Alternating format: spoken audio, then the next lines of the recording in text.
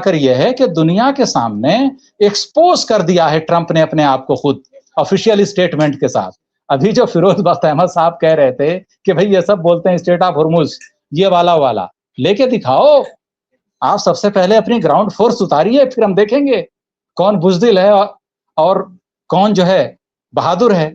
तो कुल मिलाकर ये है, तो बहुत सारी चीजें हैं। इंशाअल्लाह अभी तो मैं आया हूं और बातें भी होती रहेंगी। जी मुमताज भाई। 3 साल पहले, 4 साल पहले, 2.5 साल पहले सबके लिए खुला हुआ था।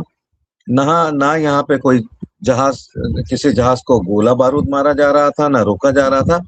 ये अमेरिका की दादागिरी, हिटलरवाद और अमेरिका की जो शोरा पुश्ती वाली जो उसकी नेचर है, उसकी वजह से ये हो रहा है। ईरान के कमजोर होने का ट्रंप का दावा कितना सच है देखिए। दुनिया इस बात को नहीं मान रही, दुनिया ये तस्लीम करने के लिए तैयार नहीं है। और क्यों? क्योंकि अमेरिका के हाथ में तो कटोरा थमा दिया है डोनाल्ड ट्रंप ने। इसके अलावा अमेरिकन मीडिया, अमेरिका के पास सिर्फ चंद दिनों का ऑयल रिजर्व शेष है। अब आप देखिए कि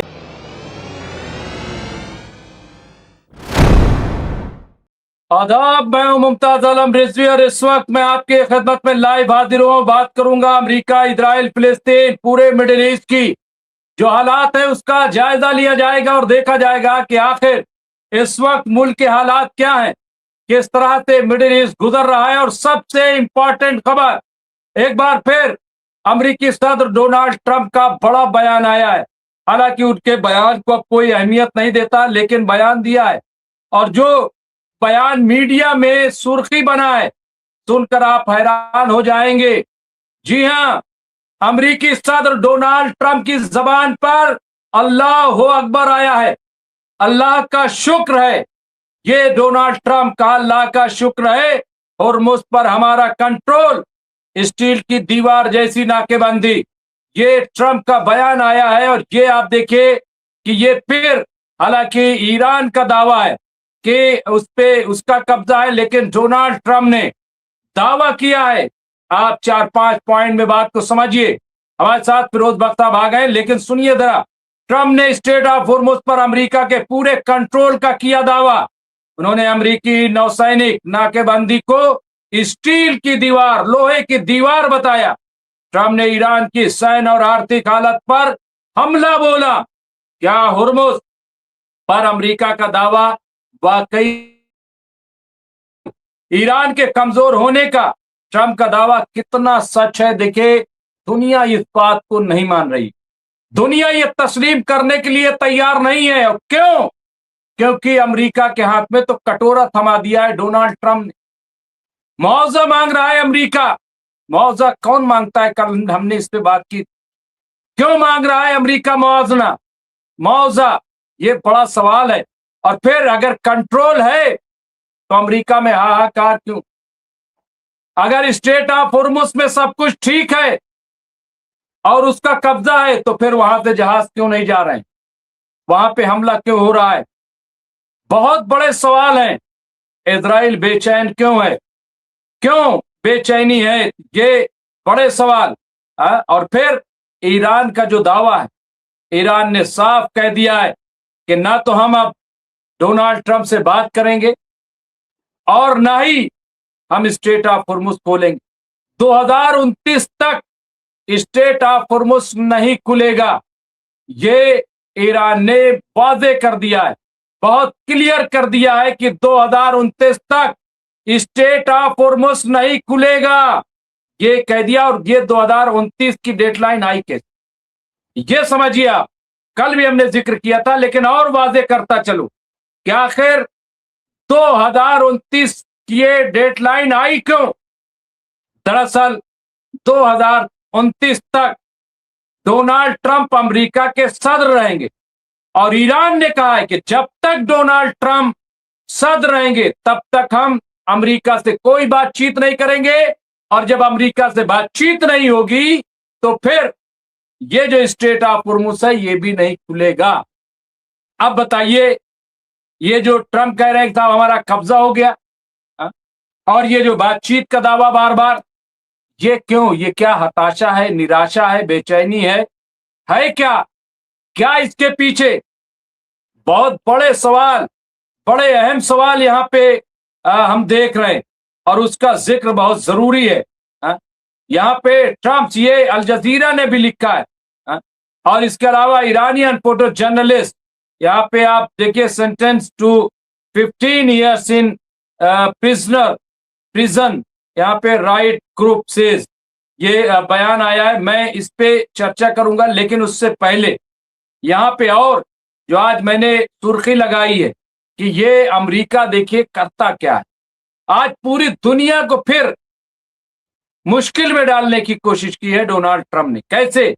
अमेरिका में अब कागजी इमिग्रेशन खत, भारतीयों के ग्रीन कार्ड से सिटीजनशिप तक क्या बदलेगा, और जिस तरह से लगातार हिंदुस्तान को टारगेट कर रहे हैं डोनाल्ड ट्रंप, वो भी अपने आप में बहुत अहम है, बहुत इंपॉर्टेंट है। उस पर भी हम चर्चा करेंगे, उस पर भी हम बातचीत करेंगे, क्योंकि बातचीत करना बहुत इंपॉर्टेंट हो जाता है, बहुत अहम हो जाता है। इसके साथ साथ यहाँ पे एक और कि गाजा में आखिर जो सीजफायर है और जो बोर्ड ऑफ पीस है, वो कितना कारगर है, कितना कामयाब है, ये भी अपने आप में इंपॉर्टेंट है और इस चीज को नजरअंदाज नहीं किया जा सकता। यही वो सारे सवाल हैं जिन सवाल पर आज हम चर्चा करेंगे और बड़ी बात करेंगे, और हमारे साथ जो हमारे एक्सपर्ट हैं वो जुड़ेंगे और उनसे भी हम चर्चा करेंगे। इसके अलावा नाटो वाली सनसनी अभी तक बाकी है कि किस तरह से जो मक्का पैक्ट हुआ है उसके बाद क्या प्रोग्राम है, क्या उसका असर है, उस पर भी लगातार हमारी नजर बनी हुई है। उसको भी हम लगातार जो है कैरी कर रहे हैं, देख रहे हैं कि इसके पीछे की क्या वजह है, क्या मकसद है, क्या इसके पीछे अमेरिका है या फिर अमेरिका के पीछे ये है। दो में से कुछ तो है, ऐसा नहीं है कि कुछ भी नहीं। जयदीप सिंह बुंदेला साहब ने कुछ चीजें लिखी हैं। यूएस कैम्पलर कंपनी के अनुसार 166 यात्राओं में से केवल 2 जहाजों ने अमेरिकी समर्थित मार्ग का अनुसरण किया है। अब ये इससे आप अंदाजा लगा लीजिए कितना कंट्रोल है। इसके अलावा अमेरिकन मीडिया, अमेरिका के पास सिर्फ चंद दिनों का ऑयल रिजर्व शेष है। अब आप देखिए कि चंद दिनों का कितना बड़ा बनता था अमेरिका, कितना ताकतवर, कैसी बड़ी बड़ी ढींगे, लेकिन महज ये देखिए ये खबर है और ये खबर कोई हवा में नहीं है। अमेरिका के पास सिर्फ चंद दिनों का ऑयल है, चंद दिनों का। उसके बाद क्या होगा, और हाहाकार तो पहले ही से मची हुई है वहां पे अमेरिका के अंदर। और ये कह रहे हैं कि हमने तो पूरा स्ट्रेट ऑफ होर्मुज पे कब्जा कर लिया। अच्छा, तो बाबुल मंदब पे क्या है? फिर वहां पे भी आप कब्जा कर लीजिए, रेड सी पे। तो इससे पहले मुआहदा क्यों किया था? और फिर बात जो है वो सिर्फ आबी गुजरगाह की नहीं है। जो इंटरनेट जिसकी धमकी दी है ईरान ने, जो आपका पावर लाइन है उसकी जो धमकी दी है कि लाखों किलोमीटर की पावर लाइन हम उड़ा देंगे, तबाह कर देंगे, ठप कर देंगे तुम्हें, ये कहा है अमेरिका ने। कहा पूरी तहजीब को निस्त नाबूद कर देंगे। तो उस पर भी बात कर लीजिए। चलिए इन्हीं तमाम इशू पे बात करेंगे। हमारे साथ जुड़ गए हैं फिरोज बख्त अहमद साहब, बहुत बहुत इस्तकबाल है, खैर मकदम है फिरोज बख्त साहब का। सीनियर पॉलिटिकल एनालिस्ट है फिरोज बख्त साहब। इसके साथ साथ सीनियर जर्नलिस्ट है, मौलाना आजाद उर्दू यूनिवर्सिटी के आप चांसलर रहे हैं। मिडिल ईस्ट पे अच्छी नजर, गहरी नजर और फिलिस्तीन से गहरी वाबस्तगी। मैं उनका इस्तकबाल करता हूं, खैर मकदम करता हूं। और सबसे पहला सवाल यही, एक और खबर आ रही है, मैं उसको भी दे देता हूं। जयदीप साहब लिखा, ईरान अमेरिका प्रतिबंधों और ब्लैकेट के बावजूद तेल बेचने के लिए शैडो यहाँ पे फ्लीट या डार्क फ्लीट नेटवर्क और गुप्त तरीकों का इस्तेमाल करता है। यहाँ पे दो, यहाँ पे शिप टू शिप ट्रांसफर या सबसे महत्वपूर्ण विधि है जिसका ईरान इस्तेमाल करता है। इसके तहत वो एक शिप से दूसरे शिप में ट्रांसफर करता है ताकि मूल स्रोत छिप जाएं। ये आप देखिए यहाँ पे ये बहुत इंपॉर्टेंट इत्तला दी है जयदीप सिंह बुंदेला साहब ने। बहुत सारे हमारे साथी जुड़ गए, मैं सबका इस्तकबाल करता हूं। और पहला सवाल यही कि ये किस लिए कर रहे हैं? अपने लोगों को समझाने के लिए, बहकाने के लिए, कि वाकई इसमें कोई सदाकत है कि स्ट्रेट ऑफ हुर्मुज पे अमेरिका का पूरा कंट्रोल हो गया? क्या कैसे देखते हैं फिरोज बख्श साहब? जी जी, डॉक्टर मुमताज आलम रिजवी साहब, आपका बहुत बहुत शुक्रिया, आपने याद किया। और आपके साथ जितने भी आपके एक्सपर्ट्स हैं और जितने भी क़ारीन हैं, जैसे जयदीप सिंह बुंदेला साहब हैं, राजा सिंह राजपूत साहब हैं, और परवेज गुलफशा साहिबा हैं, रेशमा बानो साहिबा हैं, जमील साहब हैं, ठीक है, और अलावा इसके सूर्यवंशी साहब हैं, ठीक है, जैद साहब हैं, रईस साहब हैं, और मिश्रा जी हैं, सुवर्णा राज हैं, हसन रिजवी भी हैं, और बहुत सारे हमारे इदरीस साहब भी हैं, और डॉक्टर सैफ भी हैं। सारे लोग हमारे साथ जुड़े हैं, और भी बहुत सारे लोग जुड़े हैं। और जैसे जैसे उनके नाम आते जाते हैं, यहाँ जो कोई मैसेज देते हैं, मैं उनको नोट कर लेता हूँ, और फिर सोचता हूँ कि इनको रोजाना सलाम करना मेरा फर्ज है, क्योंकि ये हमें बर्दाश्त करते हैं, और ये जो है मतलब ये भी उतने ही कमिटेड हैं, बल्कि हमसे ज्यादा कमिटेड हैं, क्योंकि ये खामोशी से सुनते हैं। कहना कुछ होता है, सुनना होता है, तो ये ग्रुप में डाल देते हैं। इनकी भी ख्वाहिश होती होगी रेशमा बानो साहिबा की कि हम भी सामने आके बोलें, क्योंकि ये इंसानियत का एक मामला है। हर कोई इसमें बोलना चाहेगा, चाहे जमील साहब हों, या राजा सिंह राजपूत साहब हों, या हमारे सूर्यवंशी साहब हों, ठीक है, बुंदेला साहब हों। लेकिन मैं सबको सैल्यूट करूंगा कि डेली आते हैं, और एक तरह का एक ऐसा कमिटमेंट है कि जैसे आदमी रोज जो है उठता है, सब तरह की चीजें करता है, जब थोड़ा सा जिस्म उसका एक्सरसाइज करके या चल फिर के खाना मांगता है, तो उसी तरह से ये भी हमारा खाने की तरह ही एक जरूरत बन गई है कि हम यहाँ इस कमिटमेंट को पूरा करें। देखिए, ऐसा है कि कल बड़ी दिलचस्प बात कही थी हमारे दोस्त अब्दुल भाई साहब ने। उन्होंने कहा कि दुनिया के जो सबसे सच्चे वीर हैं, और आप इशारा समझ गए होंगे, दुनिया के सबसे बड़े सच्चे वीर और सच्चाई और अमानत के जो हकदार हैं नोबेल प्राइज के, वो कौन हैं, ठीक है। अब वो जो भी कुछ कहते हैं, जाहिर सी बात है सारी बातें उनकी सच्ची होती हैं, लेकिन अगर उन्होंने ये बात कही है कि अमेरिका का कब्जा हो गया है हॉर्मुज पे, मैं इसमें नहीं जा रहा कि कब्जा ईरान का है या अमेरिका का है या ईरान और ओमान का है या सबका है या किसी का भी नहीं है। That is not my concern. मेरी तो एक छोटी सी कंसर्न ये है कि ये जो हॉर्मुज का जो ये इलाका था, समंदरी इलाका था, 3 साल पहले, 4 साल पहले, 2.5 साल पहले सबके लिए खुला हुआ था। ना यहाँ पे कोई जहाज, किसी जहाज को गोला बारूद मारा जा रहा था, ना रोका जा रहा था। ये अमेरिका की दादागिरी, हिटलरवाद और अमेरिका की जो शोरा पुश्ती वाली जो उसकी नेचर है, उसकी वजह से ये हो रहा है। अरे तुम्हें क्या जरूरत थी भाई वहां पे हॉर्मुज में जाने की? तुम अपने समंदरों को देखो, ईरान के तरफ से जा रहे हैं, आ रहे हैं, अपना तेल, अपना सारा जो कॉमर्स कर रहे हैं। तुम कौन होते हो ईरान का जो समंदर है, ईरान का जो कोस्ट लाइन है, उस पर जाके उसको बंद करने की? ऐसा कुछ नहीं है। वो अमेरिका के कब्जे में नहीं है, ना ही वो कभी अमेरिका के कब्जे में हो सकता है। क्यों? क्योंकि वो, अब मैं ये तो नहीं कहूंगा प्रॉपर्टी है ईरान की, ईरान का इलाका है, कुदरत से चीजें चलती हैं, नेचर से चीजें चलती हैं। नेचुरल वे में अगर हम देखें तो अमेरिका का कोई उस पर राइट नहीं बनता। अजी कौन होते हैं ट्रम्प साहब आप ये कहने वाले कि उस पर हमारा कब्जा हो गया और ये सारी चीजें? ये बचकाना बातें हैं।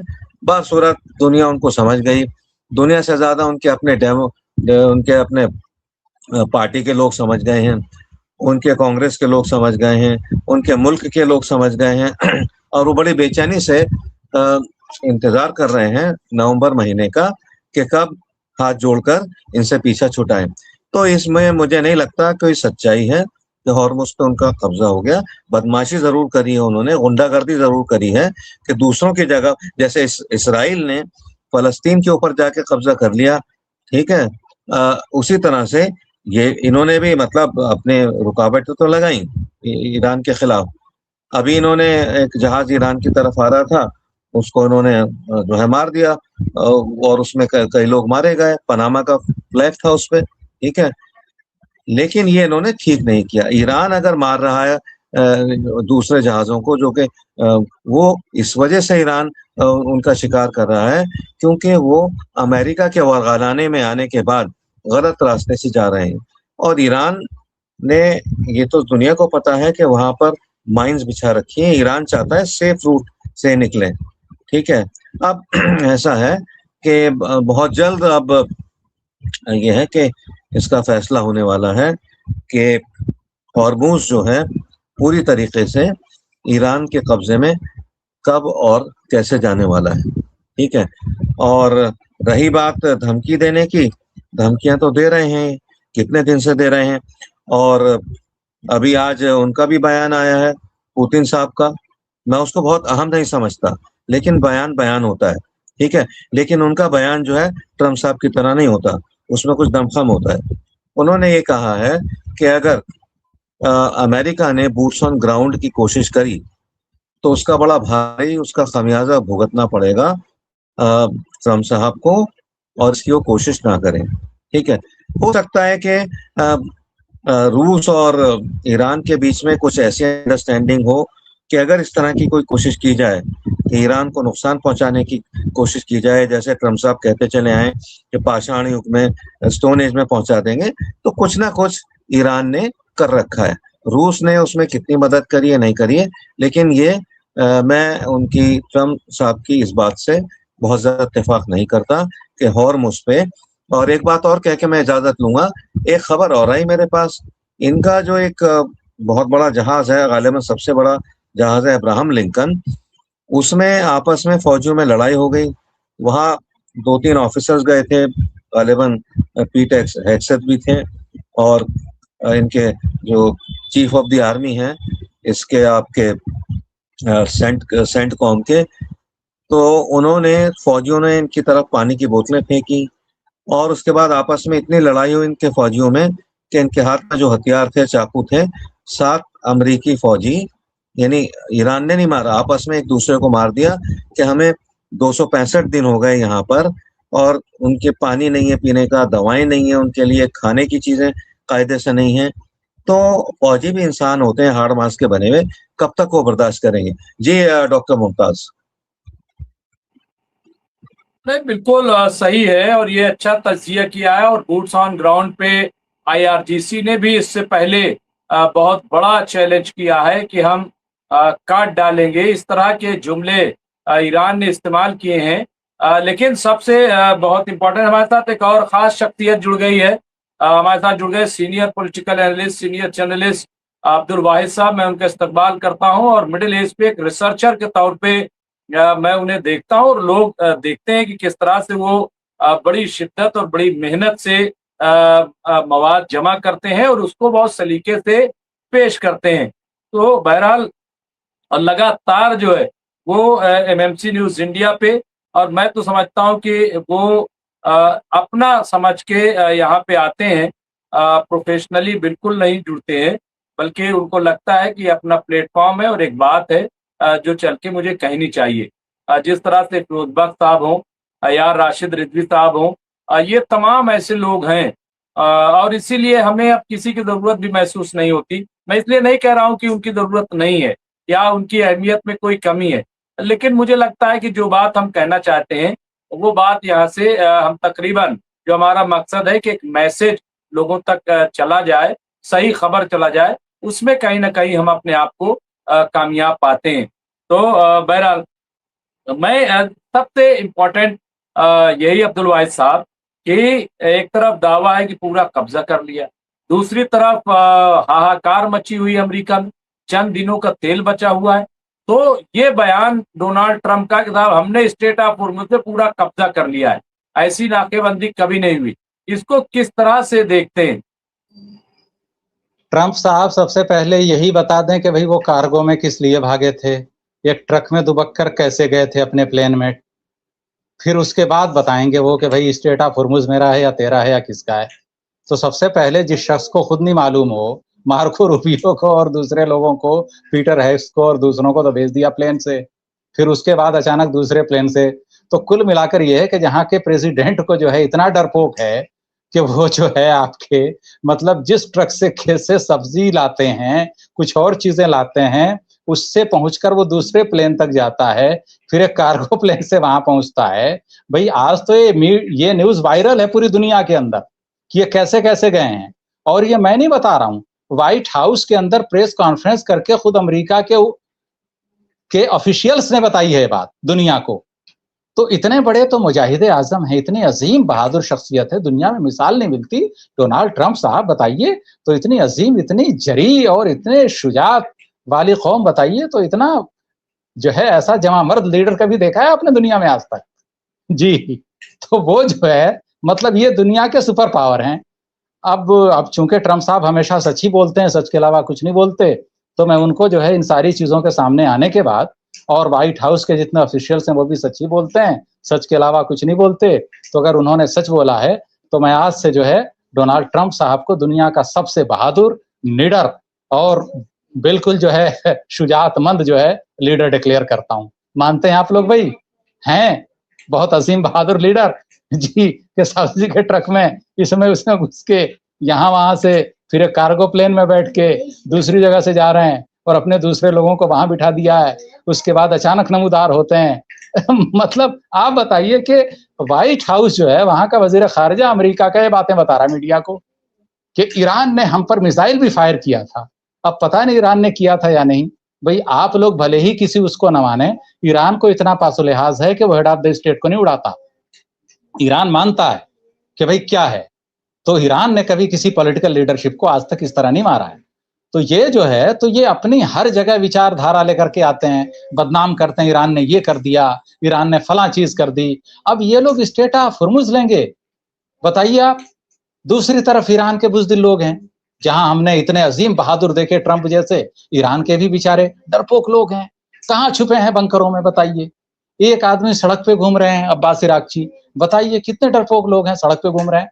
भाई समझना चाहिए, दिमाग लगाना चाहिए उनको। उधर से मिसाइल गिर रहे हैं, अली लारेजानी की भी फोटो वायरल हुई थी, बताइए, सिक्योरिटी चीफ ईरान का बेचारा सड़क पे है, बताइए, किसी ने घर ही नहीं दिया उनको यार रहने के लिए, बताइए, अफसोस की बात है। बताइए मसूद पेजेश्कियान, बताइए, एमबीबीएस हैं, एमएस हैं, सर्जन हैं, कार्डियोलॉजिस्ट हैं, हॉस्पिटल में ऑपरेशन करने जा रहे हैं। जरूरत क्या है भैया आपको? आप राष्ट्रपति हैं, चुपचाप बंकर में रहिए, बहादुर बनिए ट्रंप की तरह। ये सब क्या है, खुलेआम आप जा रहे हैं हॉस्पिटल में, लोगों से मिल रहे हैं। यहाँ जो है भारत के मीडिया में चल रहा है, दुनिया के मीडिया में, एक ग्लास बिल्कुल ब्लैक कलर की कार के अंदर जाते हैं, अचानक पीछे की सीट से आवाज आती है, मैं मुस्तफा बोल रहा हूं, लेकिन तुम बिल्कुल सीधे बैठे रहना, पीछे देखना मत। और फिर वहां से वो बोलते हैं और 7 मिनट के अंदर फिर अचानक जो है कार से मसूद पेजेश्कियान को उतार दिया जाता है। यह है मसूद पेजेश्कियान की हैसियत। अब आप बताइए, गोदी मीडिया इसको वायरल किए हुए।